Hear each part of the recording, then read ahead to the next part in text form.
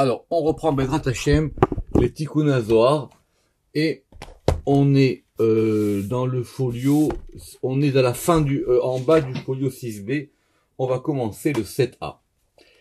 Alors, dans le livre, vous avez vu que nous, on a fait des découpages un peu thématiques selon les sujets, mais dans le Zohar lui-même, dans le Tikkun HaZohar, il n'y a pas de découpage. Le seul découpage qu'on aura, ce seront les découpages en tikkunim eux-mêmes.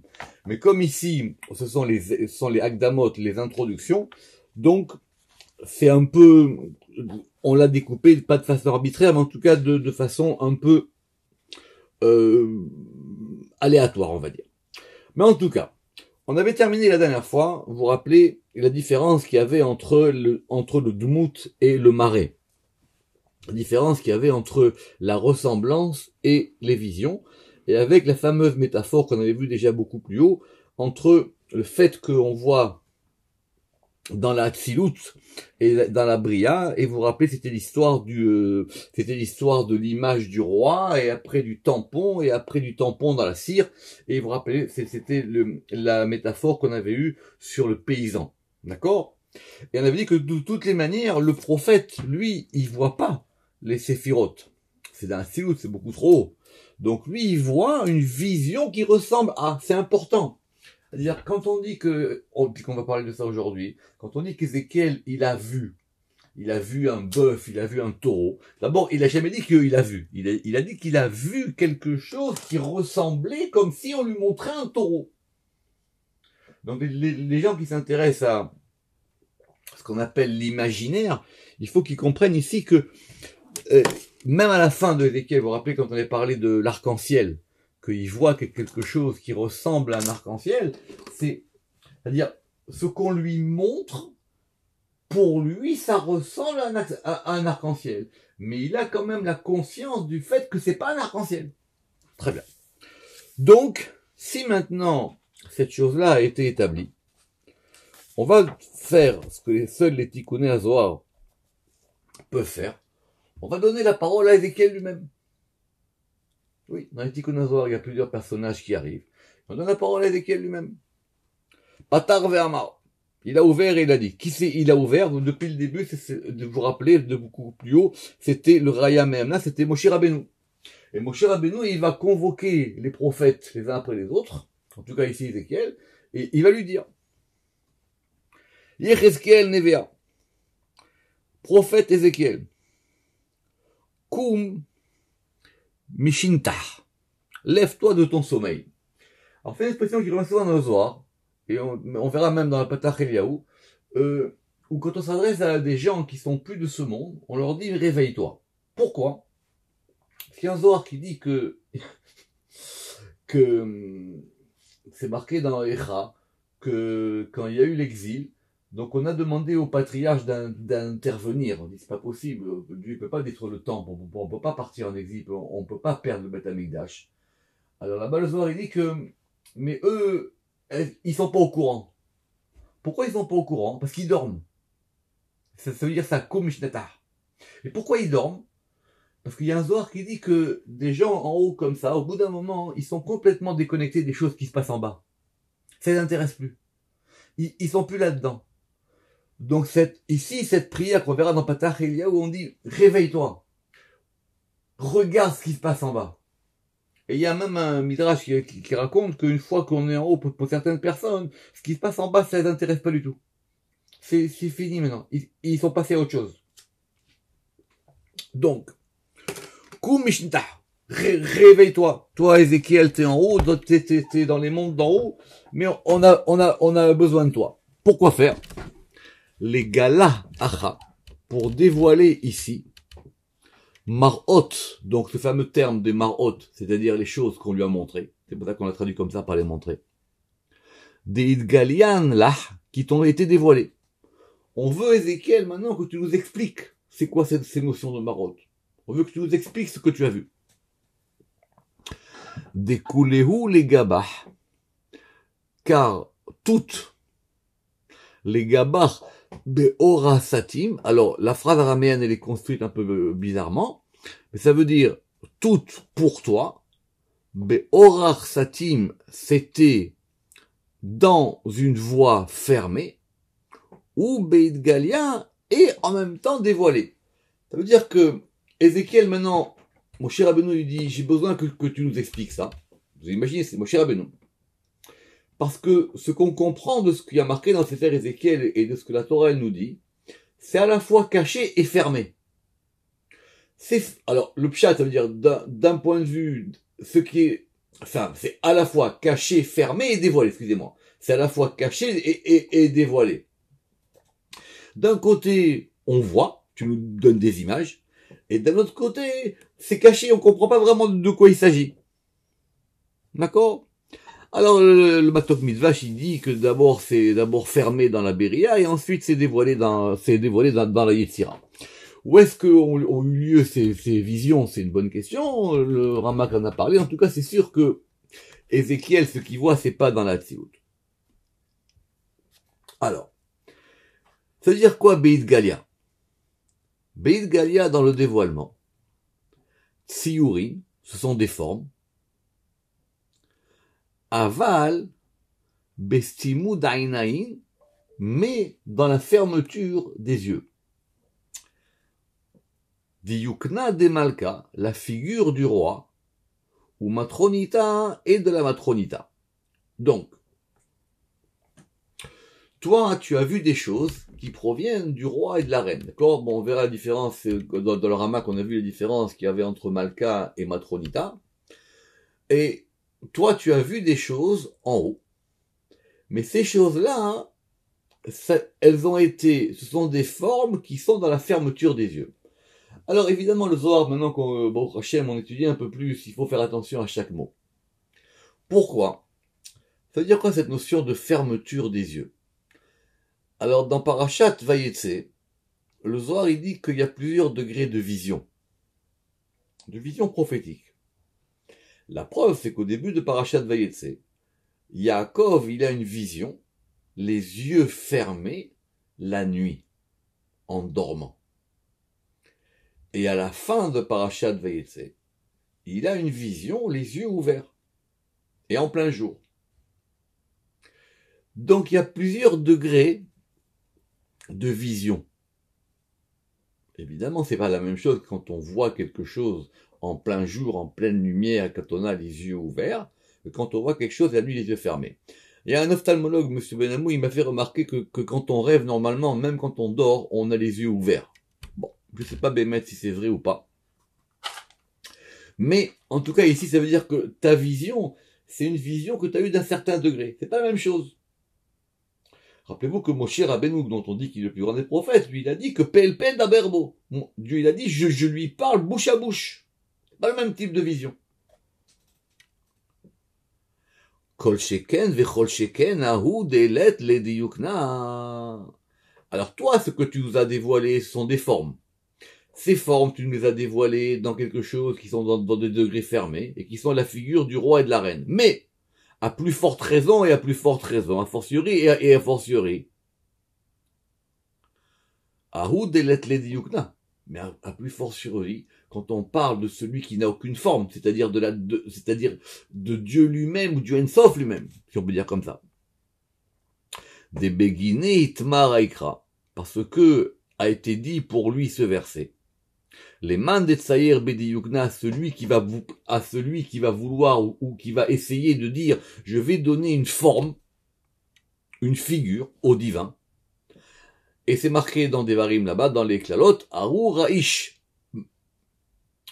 maudit ou oni, soit l'homme, Asher Yaase Fessel ou Masecha, qui fera, alors Fessel c'est une statue taillée, Masecha c'est une statue de fonte, To'avat Hashem c'est une abomination pour Hashem. Maaseye de Harash, parce que ce sont des ouvrages de mains d'artisans. Vesam Baseter, et ça, il le met dans le secret. Cette fin de Passouk, elle n'est pas claire non plus, elle veut dire quoi ici? Là-bas, le Zohar ici rajoute, Besitro Shelolam, ce sont des choses qui sont dans le secret du monde. Le Rama qui dit que même le fait de pouvoir représenter les sphirotes, c'est quelque chose qui est interdit. Alors vous allez me dire, mais ça manque pas les dessins de sphirotes et tout ça, etc. c'est juste des manières qu'on a de se visualiser les choses. Mais je l'ai dit souvent, c'est marqué au début du Esraïn au nom du Harizal, que celui qui croit qu'en haut il y a des sphirotes, celui qui croit qu'en haut il va dire Abba, Ima, etc., il a rien compris. Il y a rien. Il y a rien de rien. À la limite, les lettres, c'est peut-être plus subtil. Mais il y a rien. Il y a rien. Les gens, ils veulent commencer à apprendre la Kabbalah en faisant les tableaux. Mais c'est fini. Ils ont rien compris. Il y a rien en haut. Il y a rien de rien. C'est que de la lumière. Et encore la lumière, le Rama qui dit, c'est que parce que la lumière, c'est dans le monde matériel la chose la plus subtile. Ou la chose la plus spirituelle. Va afilou. Mikol ma debarna shachil istaklabena. Et donc même de tout ce que l'homme il peut voir avec les yeux. Ve'afilou mikol diuknin dithazel enevie. Et même toutes ces formes qui ont été montrées, toutes ces figures qui ont été montrées aux prophètes, c'est clair que ça correspond pas à ce qui se passe en haut. C'est un degré d'un degré d'un degré d'un degré d'un degré d'un degré en bas qui s'appelle une image. Tsurat diyukna. Dekelila mikama neurim. Et donc, c'est la forme d'une figure qui est composée de plusieurs lumières. Alors, à partir de maintenant, on va rentrer dans un passage extraordinaire où on va analyser ce fameux premier chapitre de Ézéchiel qui est sa vision de ce qu'il a vu. Et on va en dénombrer 10. On va dénombrer qu'il y a 10 marot. Et on va compter le nombre de fois où il y a marée. Même si on n'en décompte que 9, c'est l'objet de la note 7, quand c'est arrivé à la fin du chapitre, au verset 28, là-bas il y a marqué « Je suis tombé face à terre ». Dire ce qu'il a vu, c'était même pas une marée, c'était encore plus haut. Et il a dit « Là je m'arrête, je peux pas voir plus, c'est trop fort pour moi ». Donc, Bedrat Hashem, maintenant, le Zohar ici, les Tikkun Zohar, ils vont dénombrer les 10 marot, les 10 visions, les 10 choses que Ézéchiel a vues dans le Maaseh Merkava. Alors évidemment, c'est pour ça que grâce à Dieu, j'espère que vous avez fait plusieurs fois ce premier chapitre de Ézéchiel, parce que maintenant on va le relire, et on va le relire évidemment d'une manière tout à fait nouvelle et innovante. Chad. Donc la première, numéro 1. Donc on prend maintenant, alors c'est très compliqué parce qu'on les prend pas dans l'ordre. Si vous regardez les psukim, on les prend pas dans l'ordre. C'est comme si maintenant on regardait d'une autre manière. Alors on commence par le chapitre, par le verset 26. Ou mima la rakia, et au-dessus du rakia, asher al rosham, qui est au-dessus de leur tête. Vous vous rappelez ça, d'accord? J'espère que tout le monde sait maintenant. D'accord? Al rosham. Kemar'e even sapir, j'ai vu comme la vision even sapir d'une pierre de saphir, dmout kissé, et ça ressemblait à un kissé. J'ai pas besoin de vous répéter la différence qu'il y a entre, vous rappeler, entre marée et dmout. Simplement, dans l'édition du Zohar qu'on a, il y a une petite lettre Aleph qui est rajoutée. C'est l'objet de la petite note 8. Donc, mimal laraki asher al rosham, entre parenthèses Aleph, Kemaré Ben Sapir Dmout Kissé. Et maintenant, on va voir ces 10 visions d'Ézéchiel, comme je vous dis, non plus par rapport à des images, mais par rapport à des lettres, ou plus précisément, par rapport à une lettre qui s'appelle la lettre du Aleph. Et on va rentrer maintenant dans le secret du Aleph. Da. Donc, c'est quoi ce degré de ce Aleph? On reprend le verset. Il a dit, j'ai vu Even Sapir, une pierre de saphir. Dmout kissé, et ça ressemble à un kissé, ça ressemble à un trône. Alors, ceux qui ont fait, ce qui se rappellent dans le Zohar Bereshit, on avait parlé de cette notion de saphir. Pourquoi? Parce qu'il y a un verset qui dit Hashamaim mesaperim kevod el. C'est au début du Zohar dans Bereshit. Les cieux mesaperim kevod el, mesaperim, on va dire normalement, ça vient de Sippour, comme dans Sefer Yetzira. Vous vous rappelez Sefer Safar Sippour. Et les cieux, ils racontent kevod el, la gloire de Hachem, ou Masé Adam Magidaraki, à la fin du Passouk, c'est encore une autre histoire. Le Zohar là-bas, il s'interroge sur ce verbe de l'essaper. D'ailleurs, on verra si Dieu veut dans Arkekinoïm la notion de l'essaper. Et l'une des étymologies que Zohar y donne, c'est que ça vient de saphir. Ça vient de saphir. Ça vient de cette fameuse pierre du saphir. Ça veut dire littéralement là-bas que raconter dans ce sens de raconter, c'est pas qu'on raconte une histoire. C'est pas que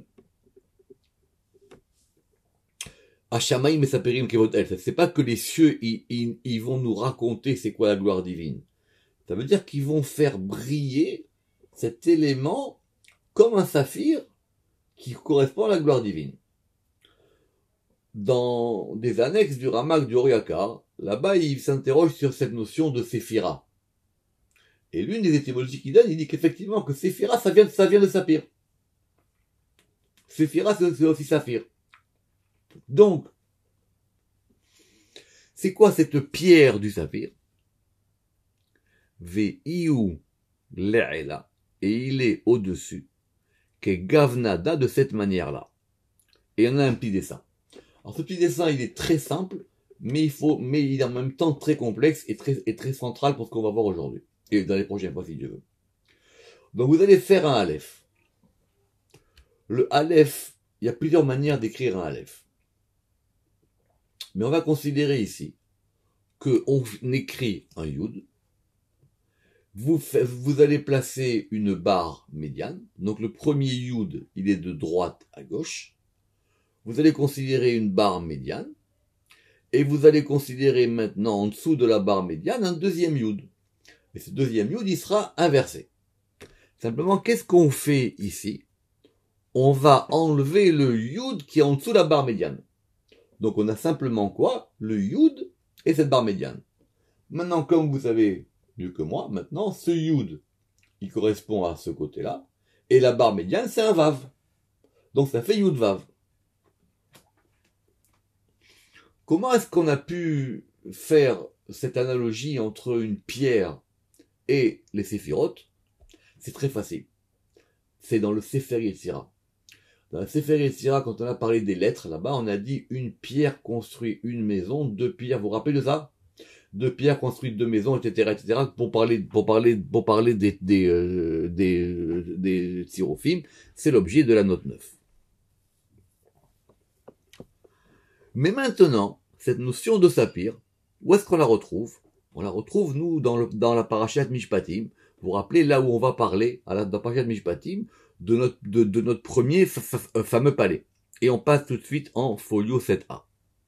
Vetahat raglav, et en dessous de ses pieds, kemaase, comme une œuvre, livnat asapir. Alors, livnat asapir, vous vous rappelez, quand on a parlé des chalot, il y a plusieurs explications. Soit on dit livnat asapir, c'est-à-dire la blancheur du saphir, ou soit on dit livnat leven, comme ça aussi Aboulafia dit, c'est une pierre. Donc en brique de saphir. Donc qu'est-ce qu'on a, nous? On a une pierre de saphir qui est au-dessus, qui a marqué Umimal Larakia, et on a en dessous des pieds. Donc vous voyez bien que les Tikkun Azor ici vous ramènent deux versets qui n'ont aucun rapport, mais on a les mêmes notions de saphir. Donc au-dessus, on a un quoi? Eh ben on a notre première partie du Aleph, le Yud et le Vav. Et en dessous, dès que le verset il dit Vetachat raglav, et en dessous de ses pieds, Kemasin vasapir, Keravnada, de cette manière-là, et c'est quoi? C'est la deuxième partie du Aleph. Simplement, si vous remarquez, dans les deux parties du Aleph, on a la barre médiane. Donc la barre médiane, elle se dédouble. Elle se dédouble. Très important. Parce que si on veut vraiment couper le Aleph en deux, alors qu'est-ce qu'on va faire? On va faire le Yud, la barre médiane, le Vav, et un Yud en dessous. Alors il dit sinon, il dit que ce sont deux parties. La partie qui est au-dessus, c'est quoi? C'est le Yud et la barre médiane. Et en dessous aussi, il y a une barre médiane et il y a un Yud. Donc ces deux barres médianes, elles font quoi? Elles vont se coller pour en faire une. Mais quand on divise, on en aura deux. On va expliquer à quoi ça sert. Donc en tout cas, ces deux pierres de saphir, elles sont les deux aspects du même Aleph. C'est le Yud d'en haut et le Yud d'en bas du Aleph. Et d'ailleurs, que le Yud soit lié à une pierre, on l'a vu aussi dans le Pardes. C'est ça qui dit Vekula Aleph, et tout est Aleph, et je répète, on est passé au folio 7a. Maintenant, ce point-là, cette pierre-là, Nekuda Da ou Kegon Holem. Ce point-là, il correspond à la voyelle Holem. Alors, on va parler des voyelles, c'est très important. D'abord, on verra plus tard qu'il ne faut pas dire Cholam, il faut dire Cholem. On verra plus tard. C'est pas Cholam, Cholam c'est une faute. Bon, c'est une faute assez répandue, mais il faut dire le Cholem. Et donc ça correspond à ce point du Cholem. Quel est ce point du Cholem? Évidemment, tout le monde sait, c'est un point qu'on place au-dessus de la lettre. Le'ela Keter Elion, et il est en haut et il correspond à Keter Elion. Pourquoi est-ce que ce point du Cholem qui est au-dessus de la lettre, il correspond à la couronne supérieure? Derachiv al Yudke, parce qu'il va chevaucher le Yudke. De Inun Chochma et Bina, qui va correspondre à Chochma et Bina. Qui est Cheshbon Cholem, et ça correspond au compte de Cholem. Comment on fait ça? On fait donc ce qu'on appelle le Mispar Katan. Comment est-ce qu'on écrit Cholem? On écrit Cholem avec un Chet, ça vaut 8. Le Lamed, il vaut 30, on le ramène aux unités, ça vaut 3. Le Mem, il vaut 40, on le ramène aux unités, ça fait 4. 8 plus 3 plus 4, ça fait 15. Et 15, ça fait Yudke, c'est la note 13. Donc le Cholem, qui est le point supérieur en haut, il chevauche le Yudke, comme s'il était au-dessus du Yudke. Et quand on a dit maintenant qu'est-ce qui se passe en dessous, ça correspond au Chirek. Ici aussi, il faut dire donc Chirek et pas Chirik. D'accord? C'est encore une erreur de grammaire, mais d'après la Kabbalah, il faut dire Chirek. Et c'est quoi ce point? Donc on a deux points. On a un point Cholem qui est en haut, au-dessus de la lettre, et on a un point Chirek qui est en dessous de la lettre. D'ailleurs, c'est comme ça que ça se passe dans les lettres. Et c'est quoi ce point Chirek? Ce point Chirek qui correspond à Malchut. Donc on a tout. Donc on a depuis Keter jusqu'à Malchut. C'est quoi ce degré de Malchut? C'est ce qu'explique le verset dans Isaïe, en 66, Aleph, Ve'aretz Adom Raglai, et la terre, elle est un reposoir, ou on traduit des fois comme un marchepied, mais si on veut rester dans le passage qu'il faut dire, Ve'aretz Adom, elle est un reposoir, Raglai pour mes pieds. On l'a vu d'ailleurs ce Adom dans le Pardes. Et donc, ça veut dire qu'il y a quelque chose qui est au-dessus en haut, et la terre qui correspond à la Malchut, elle est en dessous. C'est ce sur quoi c'est le marchepied, c'est le reposoir des pieds. Et ça veut dire quoi? Ihi, elle est, Techut Vavke, elle est en dessous du Vavke. Donc, pourquoi? On a un point en haut, Keter, qui est au-dessus de Yudke, et on a un point en bas qui est en dessous de Vavke. Et Vavke, il est Diyu Cheshbon Chirek, qui correspond au compte de Chirek. On fait la même opération, on fait ce qu'on appelle le Mispar Katan, le Chet, il vaut 8, le Resh, il vaut 200, ici, on le ramène aux unités, il vaut 2, le Kouf, il vaut 100, on le ramène au 1, 8 plus 2 plus 1, ça fait 11, et 11, ça fait la valeur numérique de Vavke. Ve'achi Salik Aleph, et donc maintenant, notre Aleph, il va devenir Yud Kevavke. Yud Vav Yud. C'est-à-dire, alors il y a plusieurs manières de voir ça. C'est-à-dire que maintenant, le Aleph, il est composé d'un Yud, d'un Vav et d'un Yud. Yud, ça fait 10, Vav, ça fait 10, et Yud, ça fait 10. Donc ça fait combien? Ça fait donc 26. Et on a ici notre fameux Aleph qui vaut 26. On avait vu ça déjà dans le Pardes il y a longtemps. Mais ici, on va le revoir dans la source des Tikkun HaZohar. Donc ce Aleph, il vaut 26, et ce Aleph-là, il vaut donc le Shem Yud Kevavke. Puisque les deux points, ils sont au-dessus du Aleph. Il y a un point au-dessus et un point en dessous. Notez que si vous avez fait attention à ma remarque, quand j'ai dit que la barre médiane, elle se divisait en deux, donc on devrait avoir deux vaves. Or, si vous faites deux vaves, votre Aleph, il vaut combien? Eh ben, il vaut Yud plus Vav, plus Yud. Ça fait combien? Ça fait 32. Ça, c'est le Aleph du cœur. C'est le Aleph central. Donc, il y a un Aleph qui vaut 26, qui est Yud Kevavke, et il y a un Aleph qui vaut le Lev, qui vaut 32. Les gens, ils veulent faire du Zohar de la méditation. Commencez déjà par méditer sur les lettres. Les lettres. Mais pas n'importe comment. Donc là, vous avez bien un Aleph qui vaut 26. Véod. Et de plus. Alors maintenant, on va essayer de détailler. Rakia. Da'amuda d'Emsaïta. Donc vous vous rappelez de ce fameux Rakia, cette fameuse étendue céleste. Elle va correspondre à Amuda d'Emsaïta. Elle va correspondre à la colonne du centre. Des Kalil Shem Yud Kevavke. Et elle totalise le Shem Yud Kevavke. Veyu Kalil Shit Sefiran Be'emsaïta.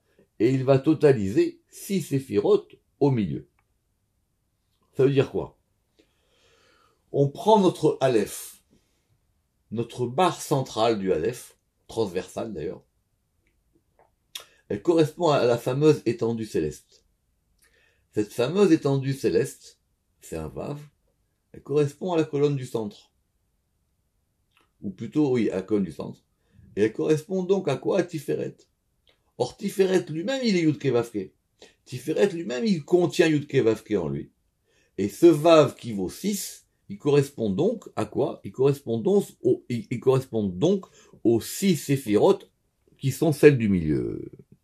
Vous lirez les notes 17 et 18. Pourquoi? Et c'est quoi cette notion maintenant de Rakia? D'accord? Parce que rappelez-vous que on avait vu que dans le verset 26, qu'est-ce qui est marqué? Ou Mimal la Rakia Asher al Rosham. Et au-dessus du Rakia qui était sur leur tête. De'ale Itmar. Parce qu'à propos de ce Rakia, alors c'est une question. Est-ce que c'est à propos du Rakia ou est-ce que c'est à propos de la colonne du centre? La vérité, ça dépend si c'est un masculin ou un féminin. En tout cas, aller ici en araméen, c'est un masculin. On renvoie au verset 22. Natouy al rashehem milemala. C'est tendu au-dessus de leur tête, milemala, depuis le haut. Nous on traduit ici par haut, mais depuis le haut. De'ale itmar, parce qu'à ce propos, il a été dit, enfin sur elle, il a été dit, Note shamaim kairiya, il tend les cieux comme une tenture. Et ce que maintenant le Zohar va nous expliquer, ça va devenir clair, que Ravnada, et ça correspond ça à cette barre oblique du Aleph. Ben ça Aleph. Note shamaim levadi, parce que moi, je tends les cieux tout seul. Donc cette notion de barre centrale du Aleph, elle correspond à ce Rakia. C'est à la fois quelque chose qui exerce une tension, c'est à la fois quelque chose qui va exercer une limite et une délimitation entre le haut et le bas, et c'est en même temps quelque chose qui comprend le haut et le bas. C'est ça la barre centrale du Aleph. Alors tu dis, mais il y a une espèce de tension, c'est comme si on a tendu, comme il est marqué dans le verset, Note shamaim kairiya, il tend les cieux comme une tenture. Imaginez que vous avez un tissu, et donc vous allez tendre votre tissu comme ça. Manatale, qui est celui qui va tendre cette tenture-là. Il a talkula levado, il n'y a que celui qui est en haut de tout, la cause suprême au-dessus de tout. Yechida, celui qui est seul. Bela tinyana, sans aucun second. Les me'ezer les, pour pouvoir l'aider. Donc il y a un. Et bien maintenant, vous allez comprendre pourquoi le Aleph, il correspond au 1. Le Aleph, il renvoie au 1, et il a dans le 1 la multiplicité des 10 et des Yud Kevavke et du 26. Ça, c'était la première Mara. Je pense qu'on va s'arrêter là, sinon c'est trop compliqué. Donc on va faire, la prochaine fois, on reprendra les autres Marot. Baruch Adonai La'olam. Amen ve Amen.